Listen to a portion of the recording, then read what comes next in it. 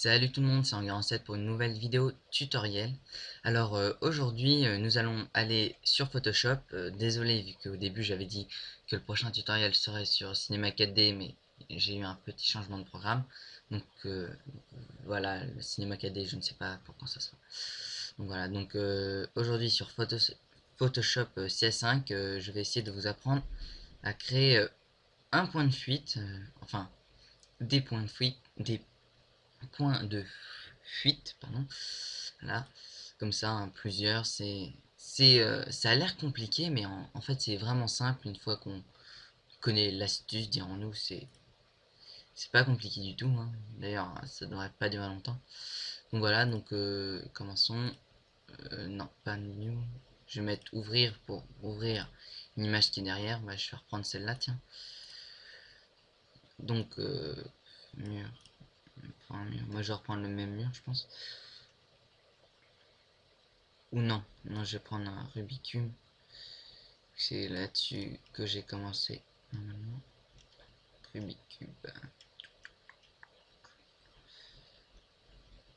Donc voilà.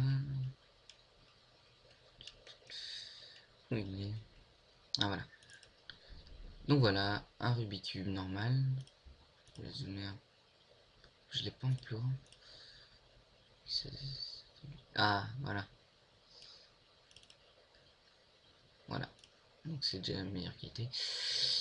Donc voilà, donc notre Rubik's Cube, on va essayer d'insérer une image avec de la perspective, disons. Donc je vais prendre une image. Tiens, une image que j'ai fait récemment. Hop. Donc je la glisse. Donc je vais la redimensionner. Donc CTRL T. Je vais la diminuer beaucoup, histoire que ce soit plus simple. Donc voilà, donc là nous avons notre image. Donc commençons, hein. Donc pour la mettre en perspective, il ne suffit pas d'incliner, hein. Vous voyez, ça ne marcherait pas. Donc vous faites CTRL T, hop, pour redimensionner, et vous laissez appuyer sur CTRL E et vous déplacez les coins. Vous voyez, ça change la perspective. Donc j'ai essayé avec d'autres touches, hein, il y en a plusieurs où ça marche. Vous faites CTRL Z, A, je crois que ça marche aussi, hein, il n'y a pas d'importance. Donc voilà, donc ensuite vous mettez les coins, au niveau du coin du Rubik's Cube, comme ceci. Vous voyez, l'image suit le mouvement, dirons-nous. Donc j'ai essayé de faire avec les arrondis, mais je n'ai pas trouvé le moyen, donc voilà. Donc voilà, là nous avons notre image placée en perspective. Donc un conseil, n'allez pas trop en perspective, dirons-nous, vu que à la fin ça fait pixeliser, là c'est limite déjà. Je vais recommencer, tiens. Vu que voilà, c'est limite et ça pixelise beaucoup. Donc voilà. Donc voilà, c'est tout simple, vous faites CTRL T. Et je tiens à préciser qu'il faut d'abord faire CTRL T pour dimensionner une image, vu que si vous le faites pas, ou si vous faites directement CTRL E ou une autre lettre, ça fusionne avec le calque d'en dessous. Donc après, vous ne pourrez pas le bouger. Donc voilà, c'est un petit détail où il faut faire attention. Donc voilà. Donc ensuite, pour les surfaces plus grandes comme ça, c'est le même principe, hein. C'est vraiment simple. Je vais essayer de retrouver le gros Rubik's Cube, comme ça. Voilà.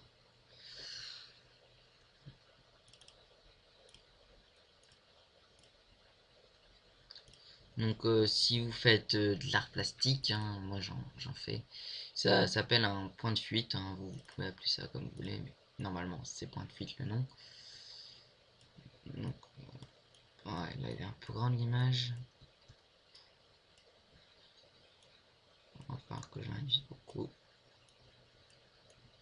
Donc voilà, ça peut être pratique pour donner des effets. Moi j'utilise beaucoup maintenant, depuis que je l'ai trouvé. D'ailleurs, une fois que j'aurai placé cette image là, je vais vous montrer un petit délire que je me suis fait, hein. C'était pas censé être esthétique, hein. C'était pour le fun que je l'avais fait, et pour moi d'ailleurs, c'est pour ça que je l'ai pas posté.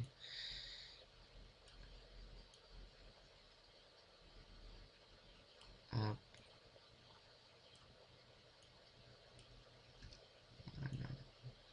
donc vous réglez. Ensuite, vous pouvez, ouais, là j'ai mal réglé, hein, ça peut se voir.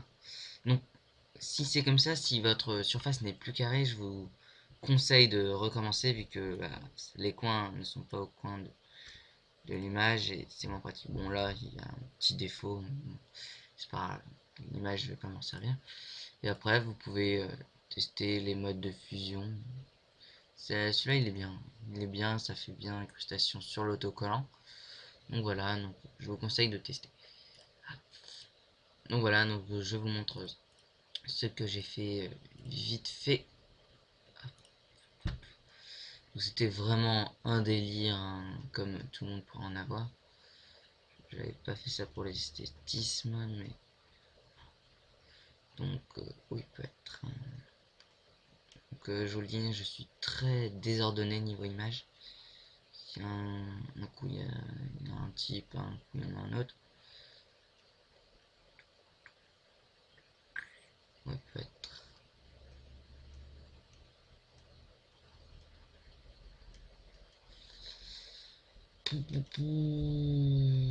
Non, non, elle est pas à la fin.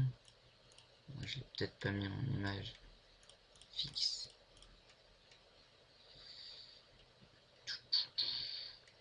Donc aussi, bah, attends, j'y suis hein, à chercher mon image.